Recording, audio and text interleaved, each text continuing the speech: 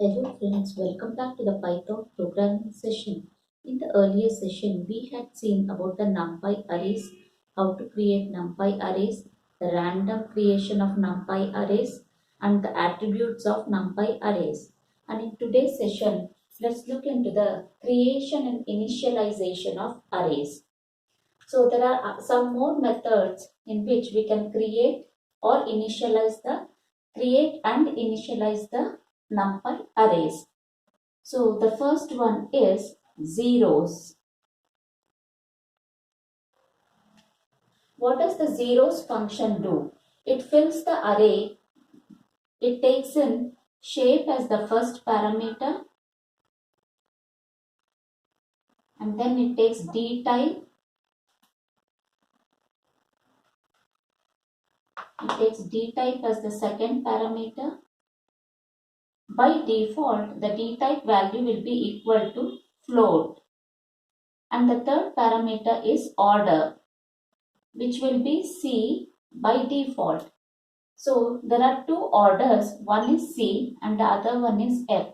C stands for row major and F stands for column major. So zeros is a function which helps in creating an array with zeros as its value for the shape which we have specified in the parameter. And by default it will take float as the data type and the order is equal to C, which is row major. That is, the elements will be stored in row major order. So now, and it will fill the array with zeros as the function specifies. It will fill the arrays with 0. Now if I import numpy as np, and let me say array1 is equal to np dot zeros, shape is 3, 4. We have to pass it in the tuple format. We have to pass the shape in the tuple format, and dtype and order are optional fields. So dtype is an optional field and order is also optional. So by default it will take float as the optional data type and order is nothing but row major order. So now if I give np.zeros 3, 4, the shape of the array which we want to create, then if I say print array1, then it will print an array of this particular size filled with zeros. And since it is float, it will give it in the floating notation. So it will be 0 0.0 0 0 0 0 0 0 0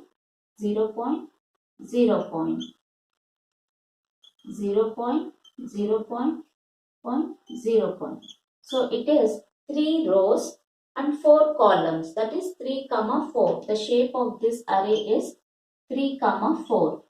And since we have not specified any data type, by default it will take float, that is point will occur in all the zeros, and it will store the array in column row major order.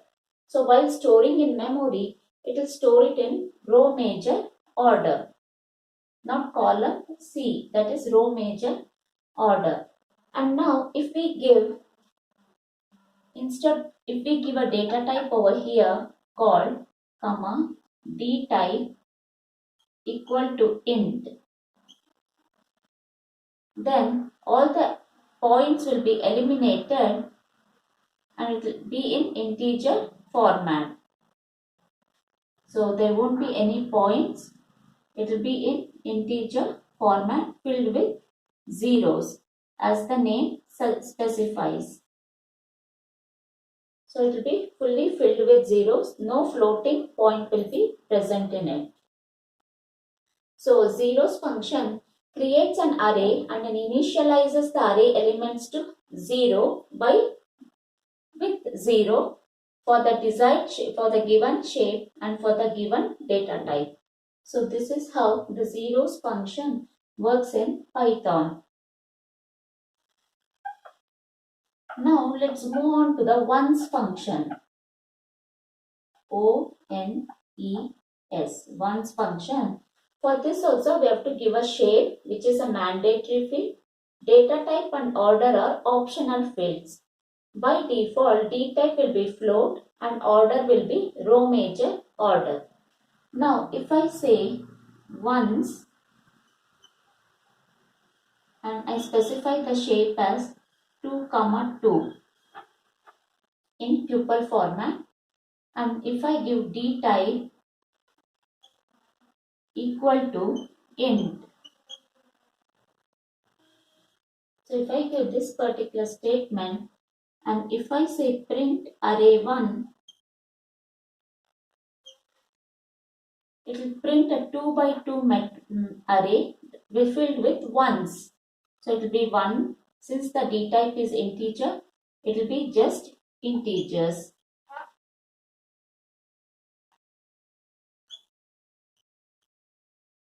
So this will be the array which it will give out.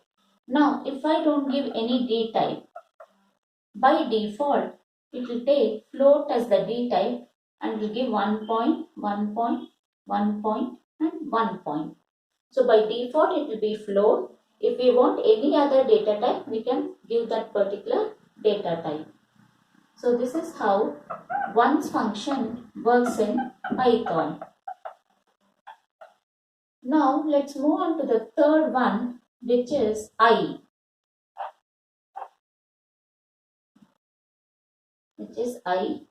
For this, the parameters are quite different. It will take n, comma, m, comma, k, and then D type equal to float by default, k equal to 0 by default. So it will take n, m, k equal to 0, D type equal to float, comma, order equal to C. So this is how it takes. Here n stands for the number of rows. M stands for number of columns. K is nothing but shift. Data type is float by default and order is C, that is row major order. Now let's look into it with an example. And it will give diagonally it will be ones, identity matrix. It will give out an identity matrix. The I function gives out an identity matrix with all the diagonal elements as 1 and other than the diagonal elements, the other elements are 0. So now if I give I and n, if I give it as 3, and if I don't specify any m value, m also will take the value equal to 3, the square matrix. So in this example, I give n equal to 3, comma, k equal to k I don't specify, D type I'll give it as int,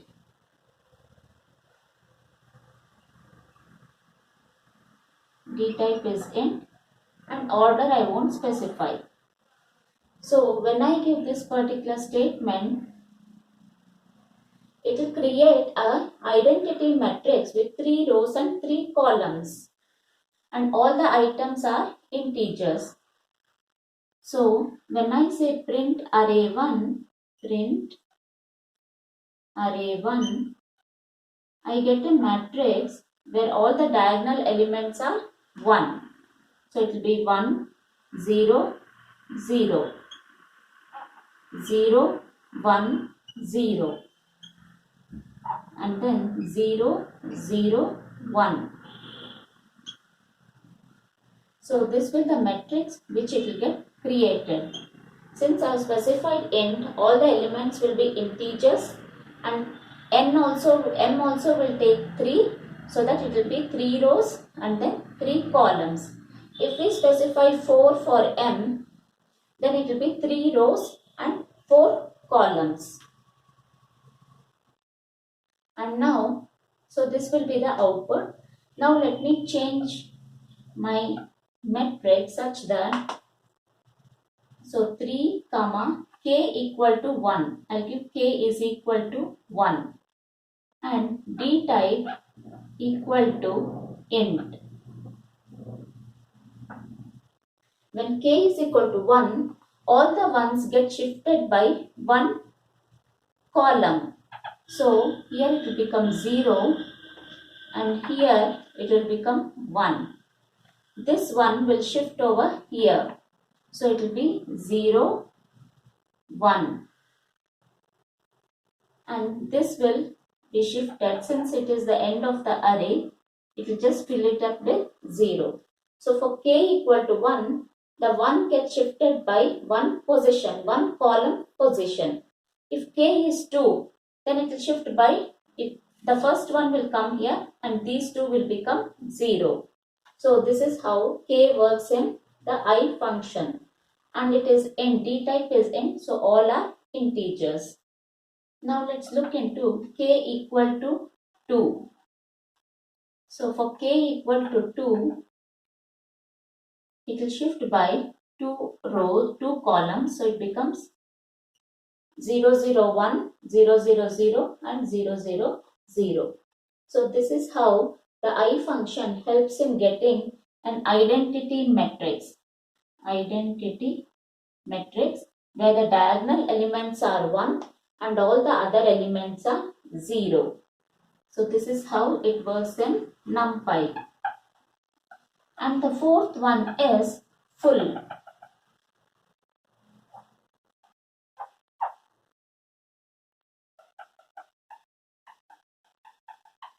For this, we have to give the shape of the matrix, fill value, and then d type is none by default to none, and order is row major order, that is equal to C.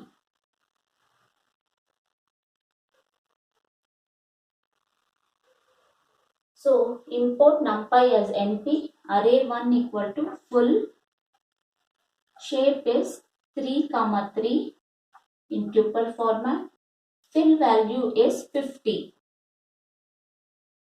and d type I specify as float. By default it will be none. I am specifying it as float. Then it will create a matrix of shape 3, 3 and fill all the elements with 50. So it will have, and d type is float, so it will be 50 point, 50 point, 50 point. Again 50 point, 50 point, 50 point. Again 50 point, 50 point and then 50 point. So it will create a 3, 3 matrix with all the items equal to 50. Since the d type is float, it gives a floating notation. So friends, these are the different types of arrays which NumPy helps in creating and initializing the array elements. They are nothing but zeros, ones, I and full. Hope so friends, it is clear for you. If you have any doubts, please do reach to me out in the comment section. If you like my video, click on the like button and please do subscribe to get notifications of my new videos. Till then, see you. Bye bye.